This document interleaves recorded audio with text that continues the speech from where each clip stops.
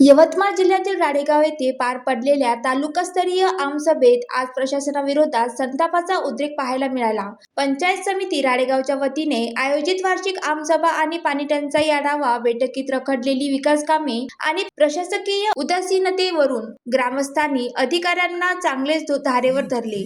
या बैठकीत आपटी गावाच्या महिला प्रतिनिधी कविता धुर्वे आणि आक्रमक भूमिका घेत प्रशासनाच्या कारभारावर जोरदार हल्लाबोल केला। सभेत बोलताना त्यांनी आपल्या गावातील समस्यांचा पाढाचा वाचला। अपूर्ण पाईपलाईन, उखडलेले रस्ते आणि 2 वर्षापासून प्रलंबित असलेले सोलर प्रकल्प यामुळे नागरिक त्रस्त असल्याचे त्यांनी स्पष्ट केले। इतकंच नाही तर स्मशानभूमीच्या दुरव्यवस्थेचा मुद्दा उपस्थित करत त्यांनी सांगितले की पावसाळ्यानंतर तेथे अंत्यसंस्कार करणेही कठीण झाले आहे। प्रशासकीय पारदर्शकतेनुसार प्रश्नचिन्ह उपस्थित करत कविता धुर्वे यांनी थेट सवाल केला, ग्रामसभा केवळ कागदावरच का? सरपंच अनुपस्थित असतानाही प्रोसिडिंग कसे लिहिले जाते? त्याच्या या थेट आणि रोखठोक प्रश्नामुळे सभागृहात एकच खळबळ उडाली आणि अधिकाऱ्यांची कोंडी झाल्याचे चित्र पाहायला मिळाले। दरम्यान या बैठकीत पाणी टंचाई आणि घरकुल योजनेच्या रखडलेल्या कामांचाही गंभीर आढावा घेण्यात आला। अनेक गावांमध्ये पाणी पुरवठा योजना अर्धवट असल्याने नागरिकांना पाण्यासाठी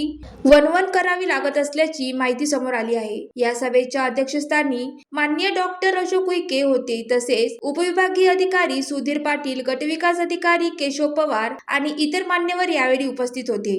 आता कविता धुर्वे यांनी मांडलेल्या या गंभीर समस्यावर प्रशासन ठोस पावले उचलणार का, हा मोठा प्रश्न उपस्थित झाला आहे। ज्वालादीप न्यूज करिता नरेश राऊत, यवतमाळ।